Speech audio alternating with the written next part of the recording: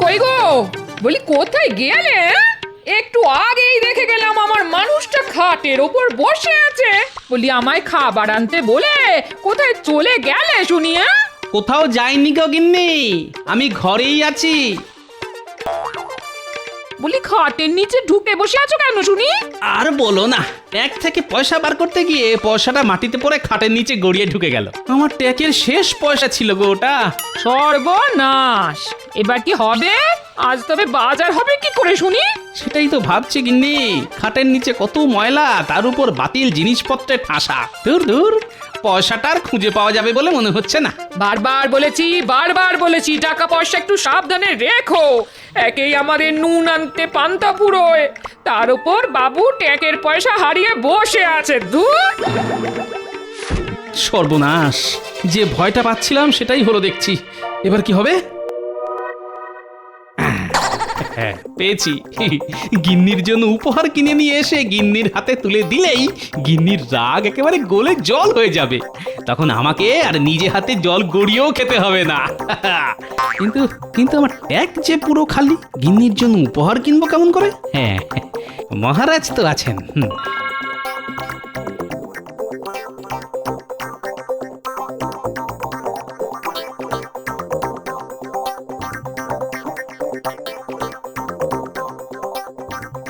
ওরে বাবারে, আজ সূর্য কোন দিকে উঠলো মহারাজ? কেন কেন হঠাৎ এই প্রশ্ন কেন মন্ত্রী?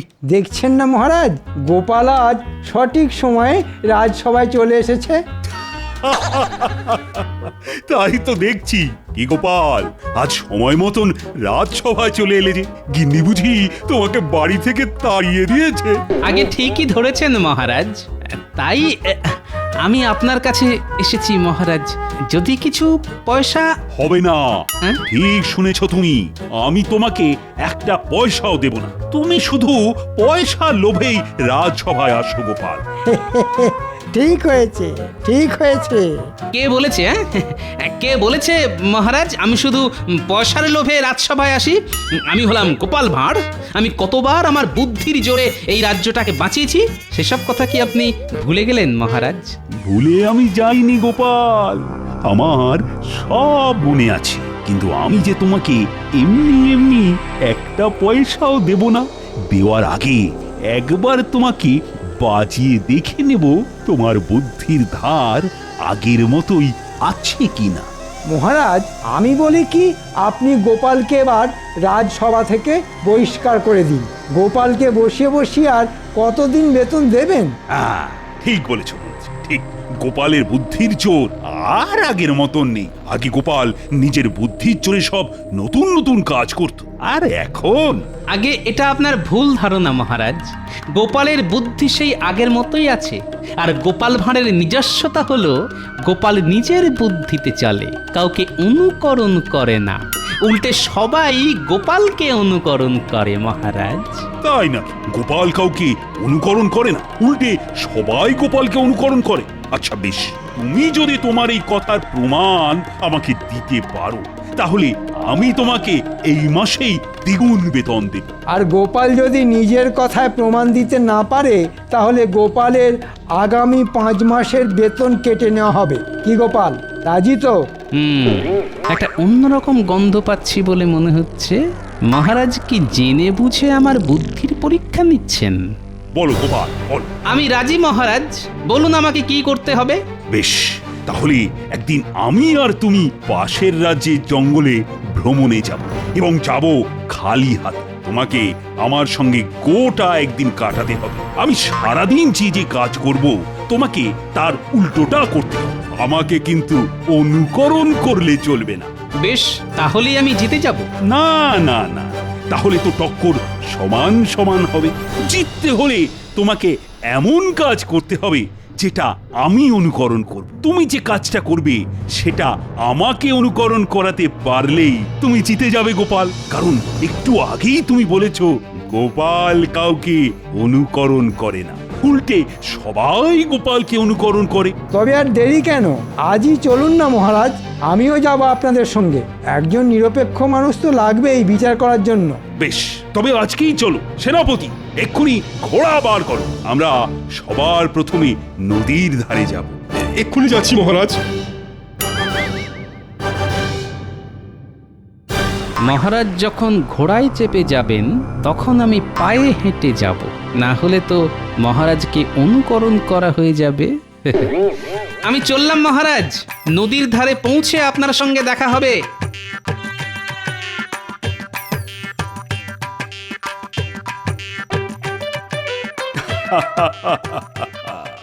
এবার দেখবো গোপাল তোমার বুদ্ধির দৌড় কতটা।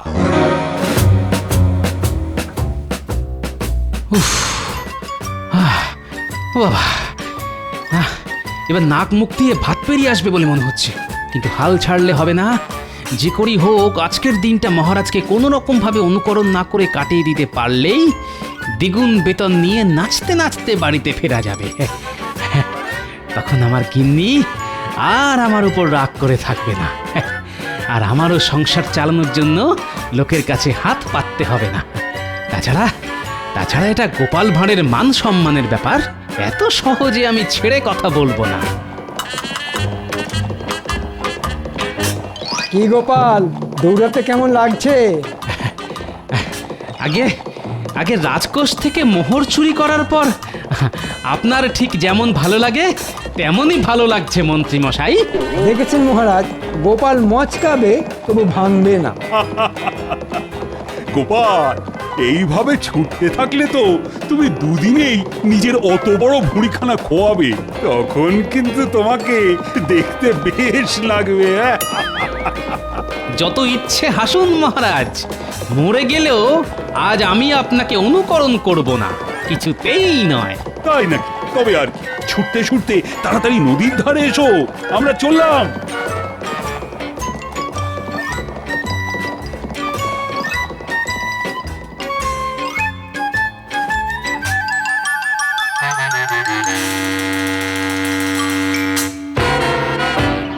মহারাজ, বলো মন্ত্রী।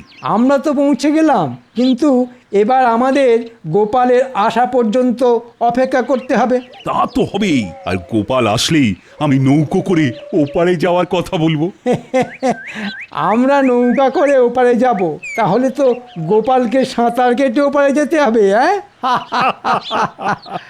তাই তো আমি আগে থেকে গোপালকে কিছুই বলিনি মন্ত্রী। আজ গোপালকে হারিয়ে তবেই আমি প্রাসাদে ফিরবো, তুমি দেখে নিও। আরেকটু, ওই তো মহারাজ আর মন্ত্রী মশাই দাঁড়িয়ে আছেন। উফ, আমি এসে গেছি মহারাজ। এসো গোপাল এসো, আমরা তো তোমার জন্যই অপেক্ষা করছিলাম। ঠিক বলেছেন মহারাজ। হ্যাঁ, এবার আমরা এখান থেকে কোথায় যাব মহারাজ? আমরা যাব নদীর ওপারে, আর আমি যাব নৌকো করে। আমিও মহারাজের সঙ্গে নৌকা করে ওপারে যাব, কিন্তু তুমি কিসে করে যাবে শুনি? নৌকা করে গেলে তো মহারাজকে অনুকরণ করা হয়ে যাবে। ও, এইবার বুঝেছি মহারাজ কেন নদীর ধারে এসেই আমাকে ওপারে যাওয়ার কথাটা বললেন। ঠিক আছে, হোক কষ্ট, আমি কিছুতেই হার মানব না। আজ আমি দ্বিগুণ বেতন নিয়ে তবেই ঘরে ফিরব। কি হলো গোপাল, আরে কি ভাবছো? অনেকদিন নদীর জলে সাঁতার কাটা হয় না মহারাজ, তাই আমি সাঁতার কেটে ওপারে যাব ভাবছি। বেশ বেশ, তবে আর দেরি করো না, এক্ষুনি সাঁতার কাটা শুরু করো, না হলে যে আমাদের আবার ওপারে গিয়ে তোমার জন্য অপেক্ষা করতে হবে।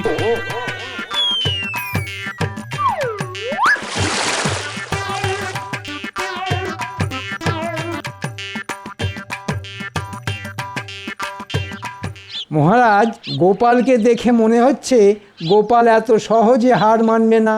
যাই হয়ে যাক, গোপাল আপনাকে কিছুতেই অনুকরণ করবে না। তাহলেও গোপাল জিততে পারবে না মন্ত্রী।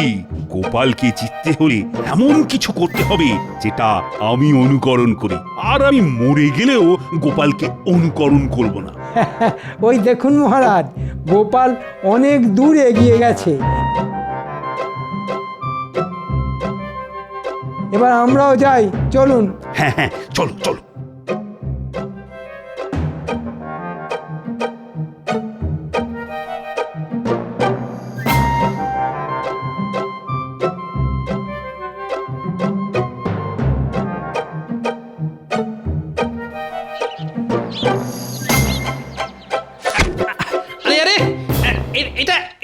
হচ্ছে? দেখছি গোপাল, তোমার তোমার গামছাখানা কতটা ভিজলো। ভালো হচ্ছে না কিন্তু মন্ত্রী মশাই। ছেড়ে দাও মন্ত্রী, গোপালকে আর কষ্ট দিও না। এমনিতেই এই চেহারা নিয়ে সাঁতার কাটতে কাটতে গোপালের অবস্থা খুব খারাপ।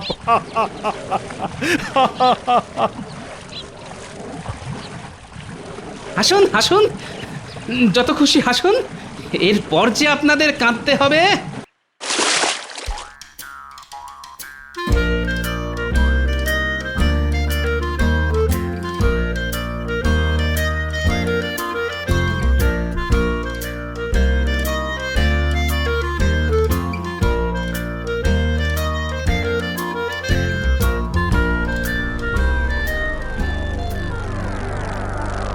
যা, এই গোপাল গেল কোথায়? মাঝ নদীতে গোপাল ডুবে যায়নি তো? না না না, তা কি করে হয়? ও ও ওই তো গোপাল আসছে। সেই শয়তান এত সহজে মরে গেলে তো ল্যাটটা চুকেই যাবে। আমি এসে গেছি মহারাজ। ওরে বাবারে, প্রথমে এতটা পথ দৌড়নো, তারপর এই নদী সাঁতরে পার হওয়া, পেটে ছুঁচোয় একেবারে ডং বৈঠক দিচ্ছে। তবে চলো গোপাল, এবার জঙ্গলের ভিতরে যাওয়া যাক।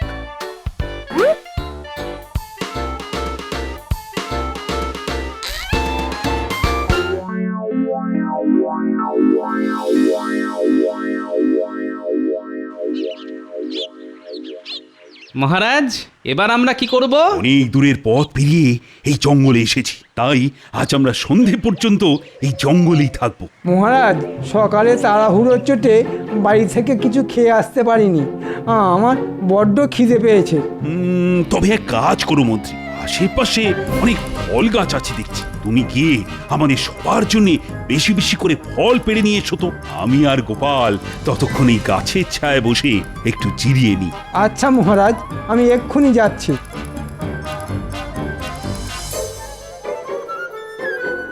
কি হলো গোপাল, আরে দাঁড়িয়ে কেন, বসো।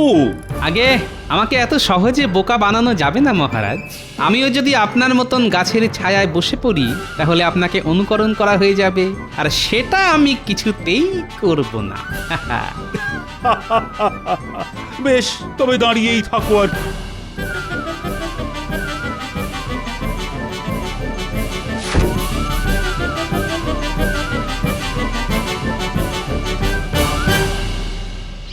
আহ, কত ফলমূল!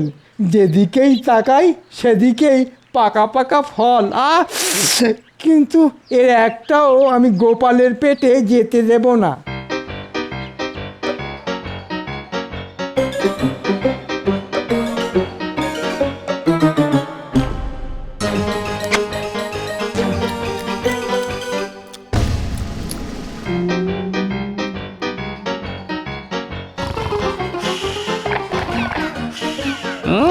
মহারাজ মনের সুখে জিরিয়ে নিচ্ছেন, এদিকে আমাকে দেখো, এত খাটাখাটি করো, দাঁড়িয়ে থাকতে হচ্ছে। মহারাজ, আমি এসে গেছি মহারাজ। তাই তো, আরে বাহ, অনেক ফলমূল সঙ্গে করে নিয়ে এসেছো দেখছি তুমি মন্ত্রী। আগে এগুলো সবই আপনার জন্য মহারাজ।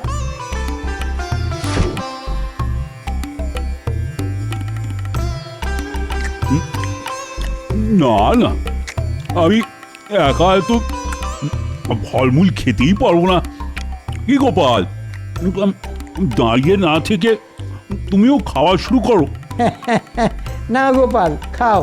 মহারাজ তো আগেই খাওয়া শুরু করে দিয়েছেন, তুমিও শুরু করো।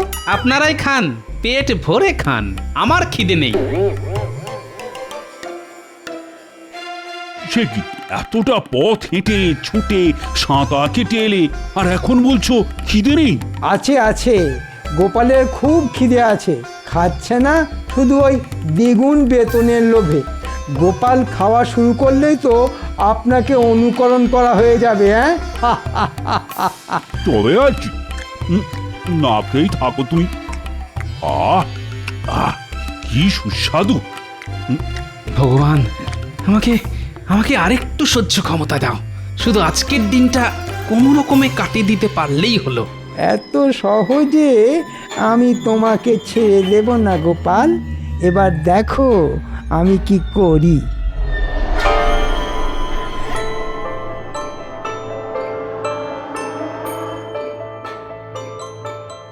মহারাজ, বলো মন্ত্রী। সকাল থেকে তো অনেক চেষ্টাই করলাম আমরা, কিন্তু গোপালকে তো কিছুতেই অনুকরণ করানো গেল না। হ্যাঁ, সেটাই তো ভাবছি মন্ত্রী। এবার এমন কিছু একটা করতে হবে যাতে গোপাল আমাকে অনুকরণ করতে বাধ্য হয়। কিন্তু কি করবেন মহারাজ? এই দেখো মন্ত্রী। ওটা তো একটা মৌচাক মহারাজ। আরে কাছে এসো। মতলবটা ভালো ঠেকছে না। আমাকে আবার নতুন কোনো সমস্যায় ফেলার চেষ্টা করছেন। দারুণ বুদ্ধি মহারাজ, এবার গোপাল বুঝবে ঠেলা।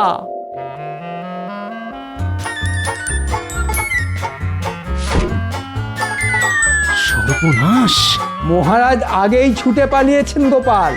এবার ভাবো তুমি কি করবে।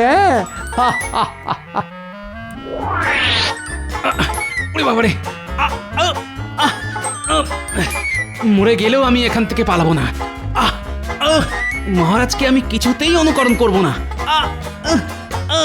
দেখো মন্ত্রী, দেখো গোপাল দাঁড়িয়ে দাঁড়িয়ে কেমন মৌমাছির কামড় খাচ্ছে।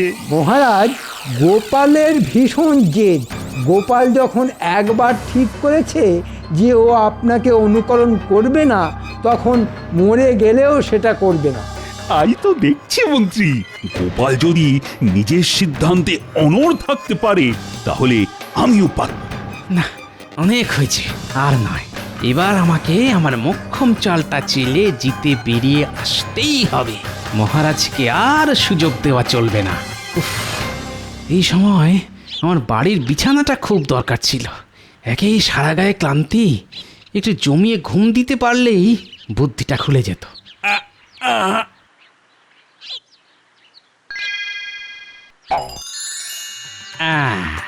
পেয়েছি। একটা উপায় খুঁজে পেয়েছি। দেখুন মহারাজ, দেখুন মৌমাছির কামড় খেয়ে গোপাল পুরো পাগল হয়ে গেছে, তাই পাগলের মতো হাসছে। না না না, আমি পাগল হইনি। পাগল তো হবেন আপনারা। কেন কেন? আমি পাগল হব কেন? কারণ আপনি একটু পরেই আমাকে অনুকরণ করবেন, আর কথা মতন আমি জিতে যাব। তারপর রাজ্যে ফিরে আমি এই মাসের দ্বিগুণ বেতন নিয়ে নাচতে নাচতে বাড়ি যাব। ঠিক বলেছ মন্ত্রী, গোপাল সত্যি সত্যি পাগল হয়ে গেছে। কি সব পাগলের প্রলাপ বকছে দেখো। তাই তো দেখছি মহারাজ। তবে এইবার দেখুন গোপালের বুদ্ধির জোর।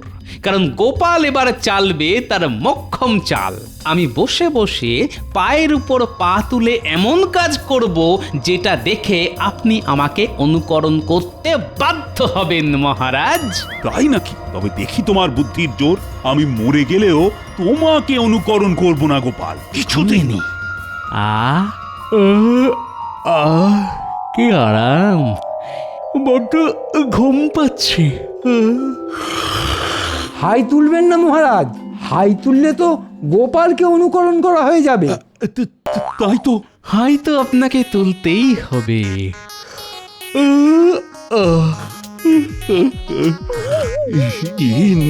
না না, আমি কি করলাম? কি করলেন মহারাজ? আমিও তো হাই তুলে ফেললাম। এই তো মহারাজ আমাকে অনুকরণ করেছেন। হায় হায় হায়, আমি কি করলাম? জেনে শুনে গোপালকে অনুকরণ করলাম। অনুকরণ তো আপনাকে করতেই হতো, কারণ আপনার সামনে কেউ বড় বড় হাই তুলছে সেটা দেখে আপনি হাই তুলবেন না, এ যে অসম্ভব ব্যাপার। ছোট থেকে শুনে আসছি হাই তোলা বড্ড ছোঁয়াচে, আর আজ সেটা নিজের চোখে দেখলাম। গোপাল, তোমার পিঠে পিঠে এত বুদ্ধি! আমার নাম গোপাল ভাঁড়। আর বলেছিলাম না মহারাজ, গোপাল কাউকে অনুকরণ করে না, উল্টে সবাই গোপালকে অনুকরণ করে। যা তো, কোথা থেকে কি হয়ে গেল কিছুই বুঝতে পারলাম না। মহারাজ, এবার যেমনটা কথা ছিল তেমনটা হোক। চলুন আমরা রাজ্যে ফিরে যাই। দ্বিগুণ বেতন নিয়ে আমাকে একবার বাজারে যেতে হবে। তাই হবে গোপাল, তোমাকে যখন একবার কথা দিয়েছি তখন কথা আমি রাখবই। আর আমি জানি লোহা ফেলে রাখলে জং ধরে যায়, কিন্তু গোপাল ভাঁড়ের বুদ্ধিতে কোনোদিনও মরচে ধরবে না। ঠিক বলেছেন মহারাজ। এই নাও গোপাল, তোমার এই মাসের দ্বিগুণ বেতন। ধন্যবাদ মহারাজ, এইবার আমি চলি।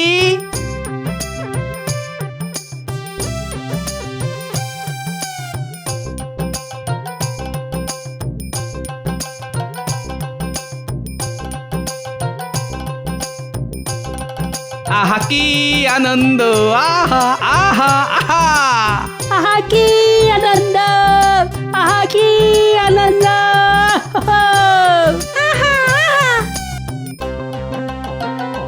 এই এই, তোরা আমাকে অনুকরণ করছিস কেন রে? আরে বড়দের অনুকরণ করেই তো বাচ্চারা বড় হতে চায় গোপাল দাদু। আর তুমি হলে আমাদের একমাত্র দাদু, আমরাও বড় হয়ে তোমার মতনই হতে চাই গোপাল দাদু। তা ঠিক, মাঝে মাঝে অনুকরণ করাও ভালো।